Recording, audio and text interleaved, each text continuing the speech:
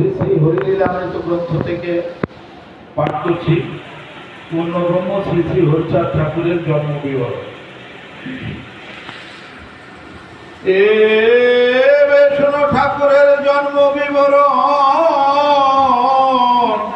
যেই রূপে প্রভু ভবে অবতীর্ণ হন। পূর্বেতে করার ছিল ভক্তগণ সঙ্গে, উৎকলেতে দৈববাণী ছিল যে প্রসঙ্গে। আর এক বাক্য ছিল শূন্যবাণী শোনে, শেষ লীলা করিব আমি ওই সান্য কোণে। নিচ হয়ে করিব যে নিচের উদ্ধার, অতি নিম্নে না নামিলে কিসের অবতার। উৎকলে যখন গৌরাঙ্গ মহাপ্রভু তার লীলা সাঙ্গ করেন, তখন শূন্যবাণীতে তিনি ভক্তগণকে বলেছিলেন তিনি ঐশান্য কোণে এসে আবার লীলা করবেন, আর নিচ হয়ে নিচজনকে উদ্ধার করবেন, অতি নিম্নে না নামিলে কিসের অবতার। কৃষ্ণ প্রেম সুনির্মল উচ্ছেতে না রবে, নিম্ন খাদে থাকে বাড়ি দেখো মনে ভেবে। নিচজন উচ্চ হবে বুদ্ধ তপস্যায়, বুদ্ধদেব অবতার যে সময় হয়। বুদ্ধের কামনা তাহার পরিপূর্ণ জন্য, যশমন্ত গৃহে হরি হইল অবতীর্ণ। বুদ্ধদেব বহুদিন তপস্যা করিল, তাতে ব্রহ্ম প্রণবাদী শুদ্ধতে পাইল। নিজ জনপতি দয়া বুদ্ধদেব করে, প্রণবতে অধিকারী শুদ্ধতার পরে। বুদ্ধদেব তপস্যাতে হইয়া সদয়, বরং গৃহ্ণ বলে প্রভু বর দিতে চায়। বুদ্ধদেব অনেকদিন তপস্যা করলেন, সেই তপস্যার ফলে ঠাকুর তাকে কৃপা করলেন এবং ঠাকুর বলছেন বরং গৃহ্ণ বর নাও। বুদ্ধ বলে বর যদি দিবে মহাশয়, অগ্রভাগে করো প্রভু শূদ্রের উপায়। প্রভু বলে তব নামে অবতার হব, প্রণব ত্রিগুণ নাম শূদ্রের বিলাপ। এক হরিনাম মধ্যে গুণ দিয়া সব, নিচ জনে করাইব পরম বৈষ্ণব। বুদ্ধ বলে যদি প্রভু অবতার, এ দেশে থাকে না যেন জাতির বিচার। আর এক প্রশ্ন তার মধ্যেতে উদয়, সংক্ষেপে বলিব যাতে পুঁথি না বাড়ায়। কুবের নামেতে জোলা জাতি সে জগৎ, পরম বৈষ্ণব রাম মন্ত্রে উপাসক। কুবের নামে এক জোলা, তিনি জাতিতে জগৎ ছিলেন, কিন্তু তিনি রাম মন্ত্রে উপাসনা করতেন এবং পরম বৈষ্ণব ছিলেন। তাহার নন্দন হল নামেতে নকিম, নিরবধি কৃষ্ণ প্রেম যাহার অসীম। কুবের আরোপে থেকে কৃষ্ণ রূপ দেখে, নকিম বুনায় তা হরি বলে মুখে। কুবের আরোপে গাতে কুসুমের হার, গলে দিবে সাজাইবে শ্যাম নটবর। কুবের আরোপে অর্থাৎ কল্পনা করছে সে ফুলের মালা গাচ্ছে এবং শ্যাম নটবরকে সাজাবে। ভক্তি ফুলে মনসুতে হার গাঁথি নিল,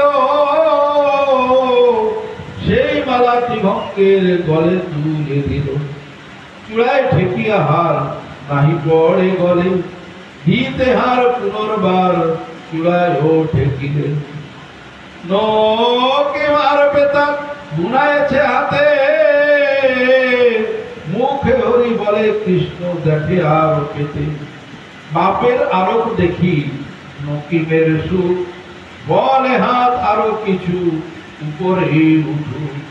নকিমও তার বলছে, আর আরোপে সেও কল্পনা করছে ঠাকুরের মুখ, এবং সে কল্পনায় দেখতে পাচ্ছে বাবা ঠাকুরের গলায় মালা দিতে গিয়ে চূড়ায় ঢেকে যাচ্ছে তাই বাবাকে বলছে, বাবা আর একটু হাতটা উপরে উঠুক, দেখো জোলার এই প্রেম ভক্তি গুণ কি করে তাহার কাছে সত্য রজগুণ।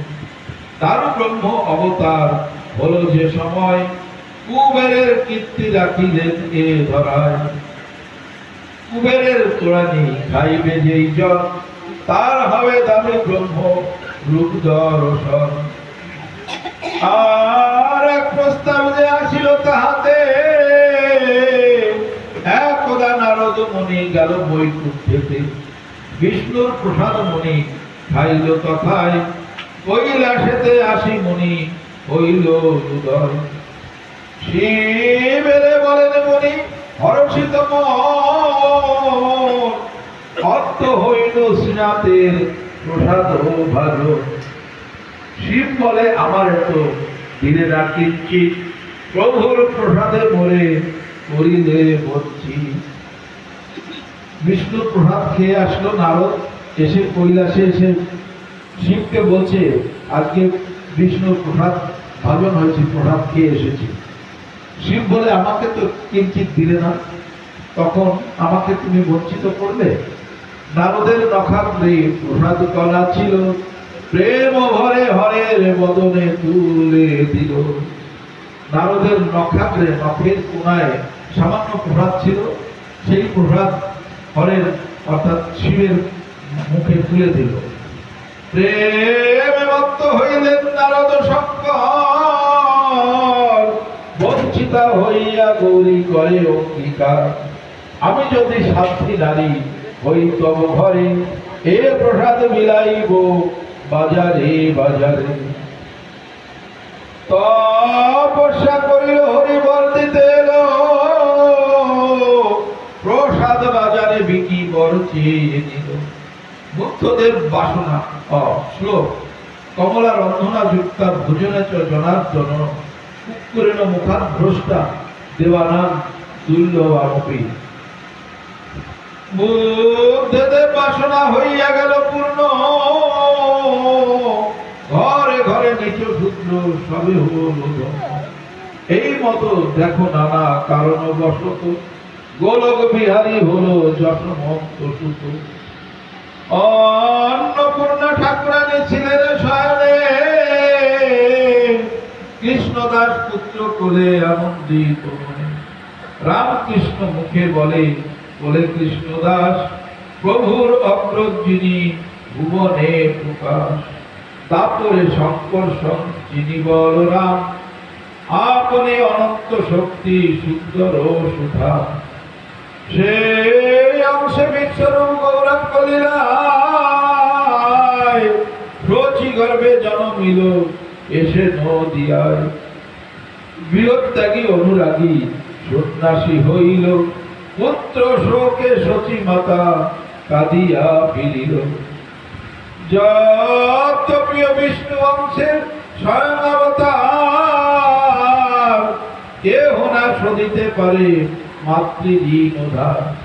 যখন গৌরাঙ্গ গেল মাকে ত্যাগিয়া, পড়ার দিলেন জন্ম লইব আসিয়া। কিছু না বলিয়া বিশ্বরূপ উদাসীন, তার জন্য সচী মাতা কাঁদে রাত প্রদীপ। সে কারণ মাতৃসেবা অপরাধ ছিল, সেই ঋণ শোধিবারে জন্ম লভিল। স্বয়ংের অবতার হয় যেই কালে, আর আর অবতার তাতে এসে নেবে।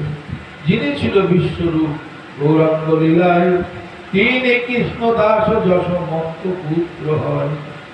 একমাত্র পুত্র নববর্ষ কৃষ্ণদাস, এক পুত্রে সুখী মাতা নাহি অন্য আর।